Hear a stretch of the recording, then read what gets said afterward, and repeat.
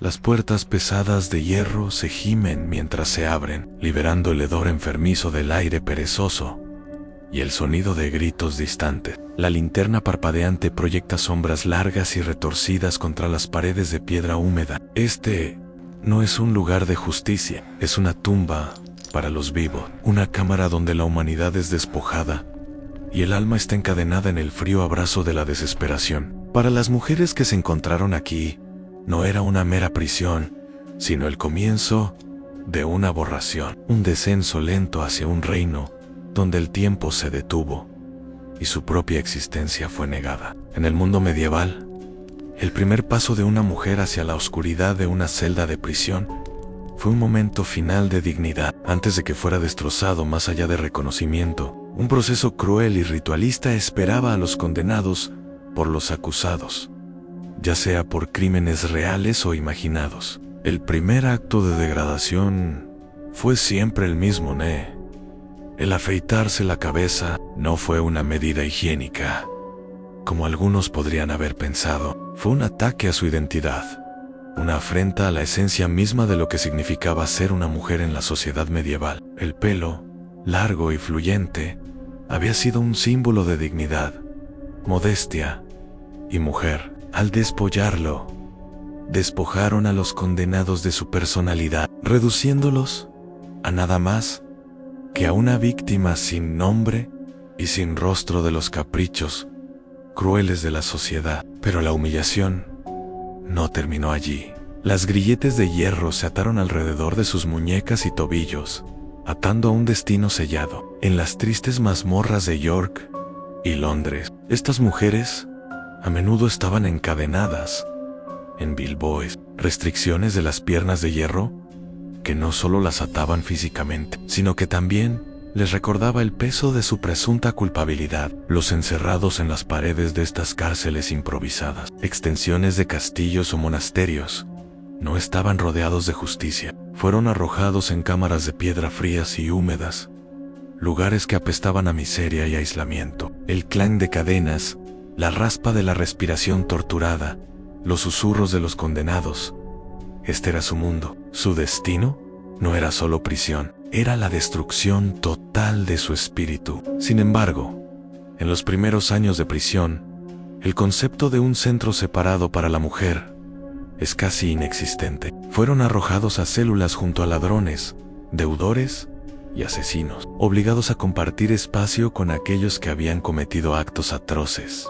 No había santuario, no había alivio del castigo de ser despojado de todo lo que los hacía humanos. Incluso los escritos de los estudiosos del siglo XV, como Ulrich Tengler, subrayaron la creencia medieval de que el castigo no era para la reforma, sino para la degradación, el aislamiento y la destrucción total del yo. Que se confinen y se dejen caer, escribió.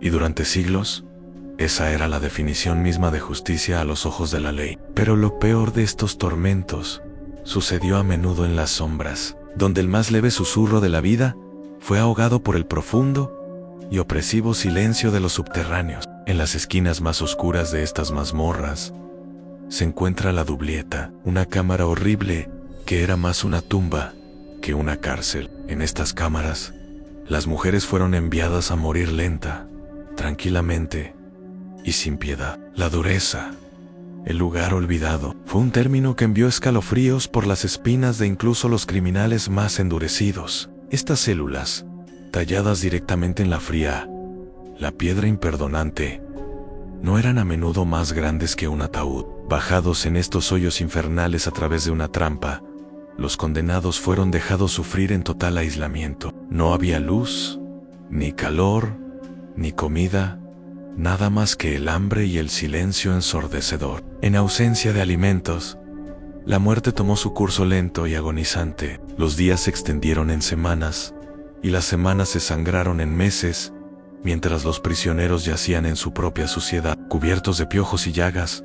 Sus cuerpos se deterioraban lentamente, pero no solo sus cuerpos se marchitaron. El tormento psicológico de ser olvidado, de deslizarse en la oscuridad y ser consumido por ella, rompió el espíritu mucho antes de que el cuerpo sucumbiera. Y cuando la muerte finalmente llegó, a menudo no fue perturbada, sin marcar y sin recordar. Los nombres de esas mujeres fueron borrados de la historia, su existencia borrada como tiza de una pizarra, su sufrimiento solo conocido por la fría y silenciosa piedra que una vez las había retenido cautivas. Como si esto no fuera suficiente, muchas de estas mujeres acusadas de delitos morales o de presuntas brujerías fueron sometidas a una forma diferente de castigo, una que las marcó permanentemente, marcando como objetos de desprecio para que todos los vieran. La marca, una práctica que tiene sus raíces en la antigua ley romana, se convirtió en una herramienta de control social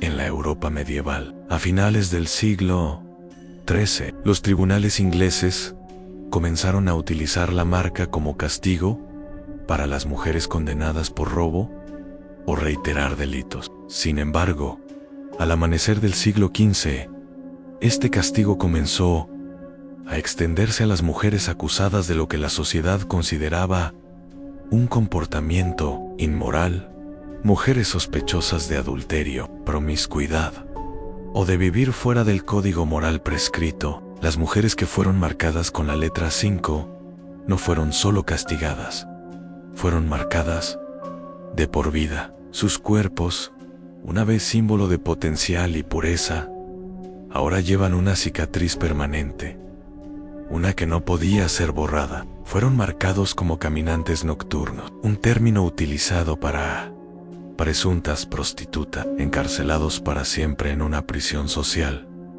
que ninguna célula física podría igualar. La marca era más que un castigo.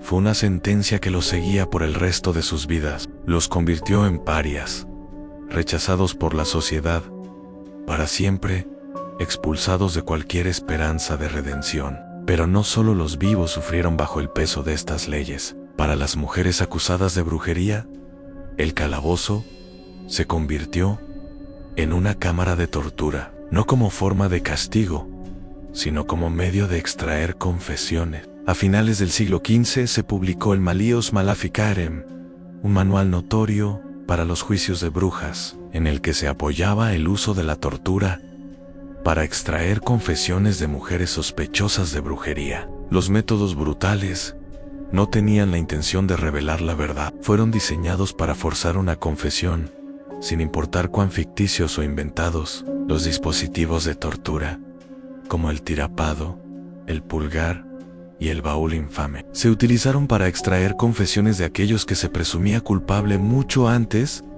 de que comenzara cualquier juicio formal. Las mujeres son objeto de dolor inimaginable, sus cuerpos retorcidos y contorsionados, su carne desgarrada por el peso de su propio sufrimiento. La lógica detrás de esta tortura era escalofriante en sí. Una mujer confesó, bajo dolor, su alma sería salvada, pero en realidad, las confesiones torturadas solo sirvieron para promover las casas de brujas, espiral en ciclos cada vez más crecientes de violencia y miedo. Por lo tanto, las mujeres de la Europa medieval se encontraron atrapadas en un sistema de castigo implacable, donde la justicia era una mercancía rara y la crueldad era una norma institucionalizada. Para ellos, la cárcel no era solo un lugar donde quedar, sino un lugar donde ser borrado, olvidado, convertido en invisible. Las paredes del calabozo, frías e infinitas, se parecían como testigos silenciosos de los inimaginables horrores infligidos a las mujeres de dentro. No eran solo lugares de confinamiento físico, sino que eran los espacios donde se aplastaban las identidades de las mujeres, su existencia negada y sus voces silenciadas. Los prisioneros que languidecían en estas celdas no eran simplemente víctimas de la ley, eran víctimas de una sociedad profundamente patriarcal, que los veía no como individuos, sino como vasos para los fracasos morales y espirituales del mundo. A medida que los juicios de brujería llegaron a su altura de fiebre, a finales del siglo XVI y principios del XVII, más mujeres se encontraron encerradas en calabozos, esperando un juicio que nunca llegaría, sometidas a torturas horribles para extraer confesiones,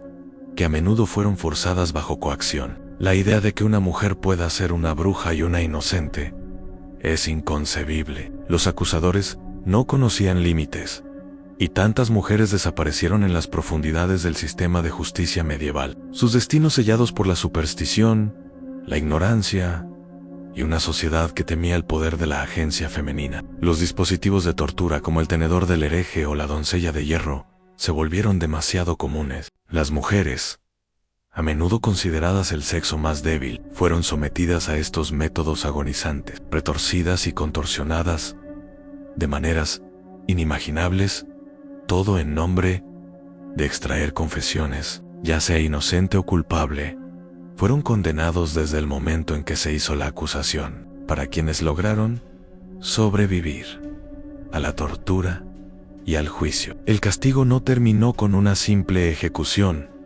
o con el restablecimiento de su libertad. Se les dejó cicatrices permanentes, tanto físicas como emocionales. La llama ardiente de la estaca podría tomar la vida de una mujer, pero el daño psicológico infligido a los que fueron marcados, torturados o abandonados en las sombras fue una herida que nunca sanaría. En el torcido paisaje de la justicia medieval, las mujeres no solo fueron confinadas, sino que fueron destruidas, no solo física, sino psicológicamente. Sus vidas estaban marcadas por un estigma social permanente que nunca podría ser borrado. A medida que pasaron siglos, las historias de estas mujeres se desvanecieron en la oscuridad. Sus nombres perdidos al tiempo, su sufrimiento olvidado por la historia. Sin embargo, sus cuentos son la corriente silenciosa del pasado medieval, un recordatorio de la brutalidad de un sistema que utilizó